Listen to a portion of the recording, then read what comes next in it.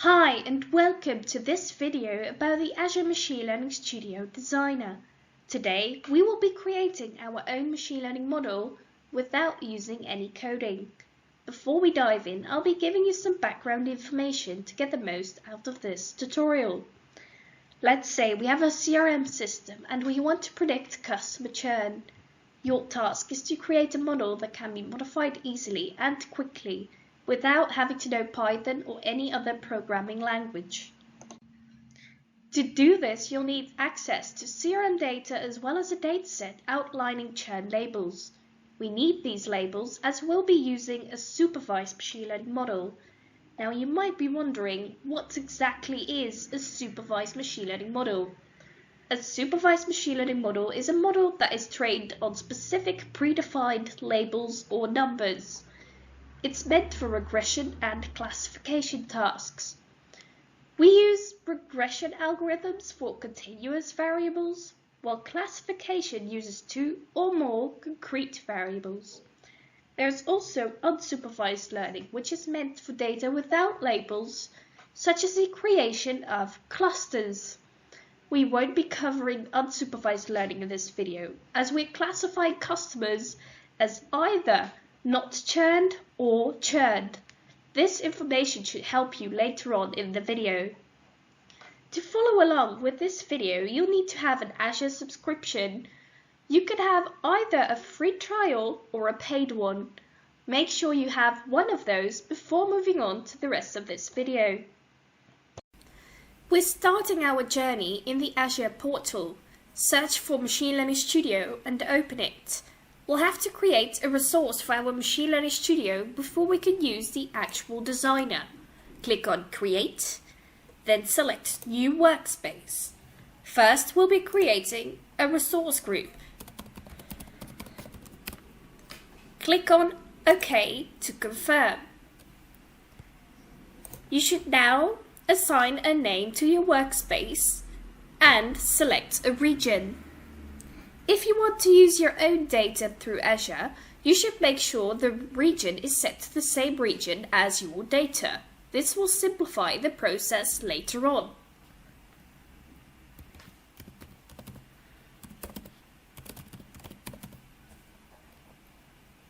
Click on Review and Create.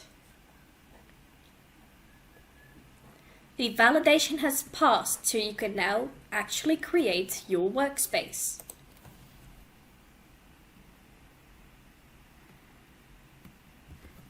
The deployment of your workspace might take some time, so let's look at the different ways you could create a machine learning model within your Machine Learning Studio. There are 4 ways to create a machine learning model. We won't go through all pros and cons, but you'll see why the designer is a good option to work with. So first let's look at notebooks. It's quite flexible, it's based on Jupyter notebooks. However, it's a bit harder to learn and you do need programming skills to use this. There is also automated machine learning. It's quite easy to set up.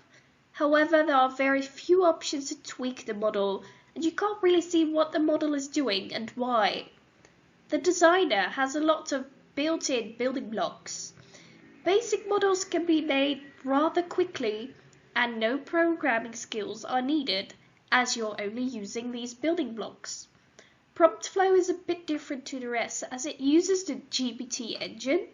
It's mostly used for chat and evaluation purposes, and it requires rich internal data to work optimally, so it doesn't really work for this use case. Let's go back to Azure and navigate to our Azure Machine Learning Studio. Click on Go to Resource and then Launch Studio. We'll be using a sample dataset, so we can navigate to the designer right away.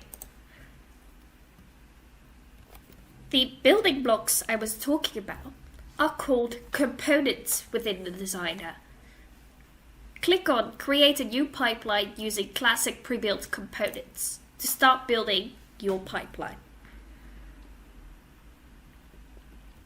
In the component menu, you'll find lots of options to transform your data, multiple machine learning algorithms, analysis tools, and blocks that allow you to add snippets of Python or R code if you want to perform more advanced operations. Let's open sample data and find CRM churn labels and CRM dataset shared. Now that we've added our data, we need to make sure that any empty or null values are replaced. The reason we have to do this is because a machine learning model can't handle empty values, so every column needs to be fully filled. Drag the clean missing data component into the canvas area by looking it up in the component menu.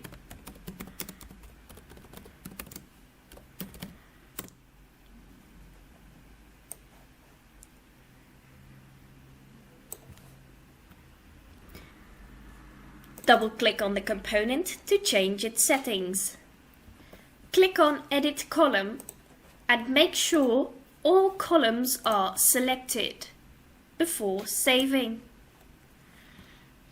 We're replacing every null value with 0. Now let's make sure our labels are connected to the main dataset. Find Add Columns to do this.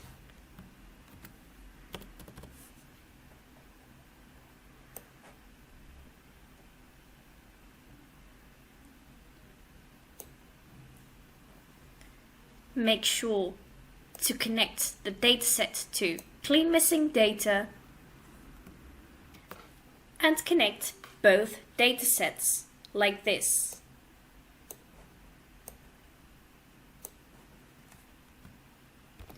We've now got one combined dataset.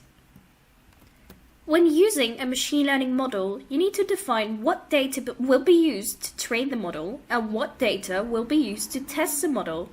An easy way to do this is by splitting our data into two separate random datasets.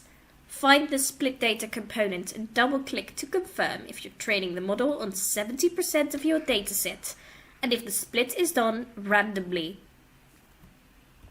This should look as follows.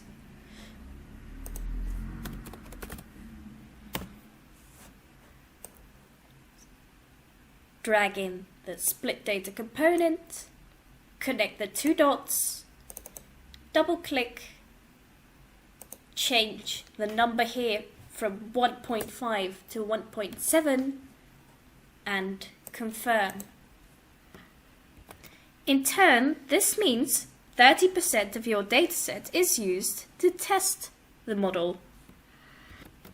Let's take a look at the machine learning algorithms the designer offers.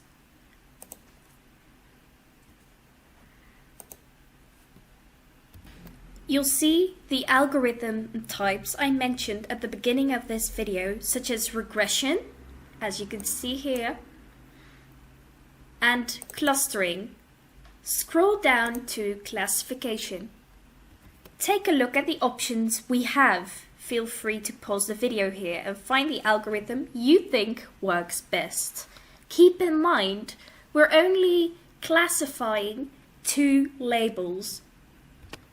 I'll be using 2-class boosted decision tree.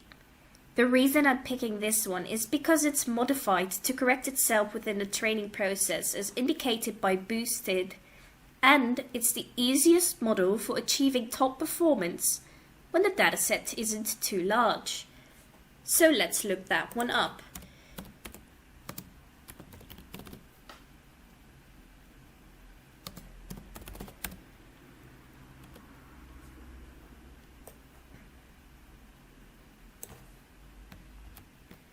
To actually train this model, we need another component called train model. Let's drag that into our canvas as well and scroll down a bit. Connect the 2 untrained model dots as well as the dataset. We'll also need to add score model and evaluate.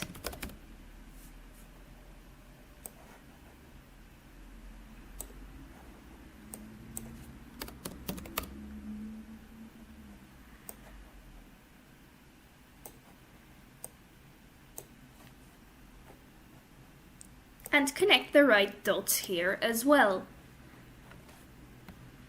As you can see, I connected the test dataset instead of the regular dataset to score model.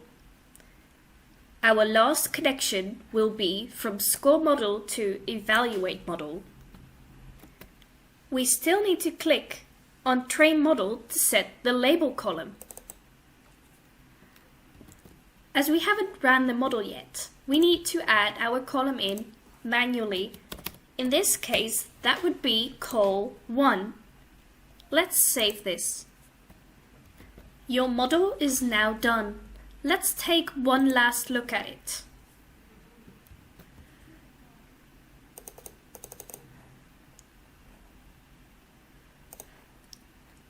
Have you connected all the dots? Are all settings as you want them to be? Let's save this model and click on Configure and Submit. Before our pipeline runs, we need to set up the pipeline job. To do this, we need to create an experiment. Now we need to go to the third step of setting up the pipeline job. As of now, we haven't created the virtual machine that we need to run the actual pipeline. This step allows us to create one. We'll be creating a compute cluster with basic settings. Click Next and assign a name.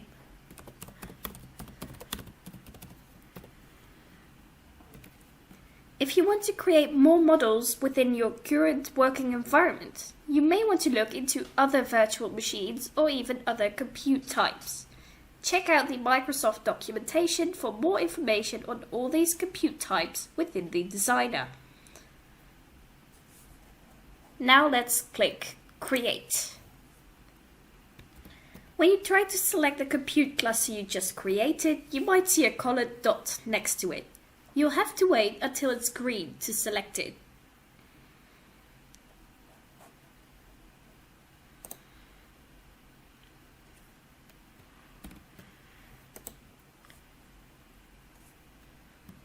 Click on Review and Submit to confirm your pipeline job.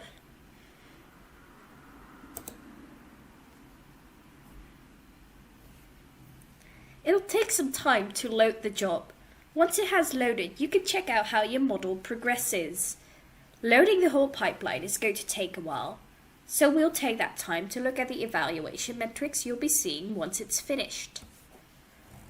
But let's click on a few details first.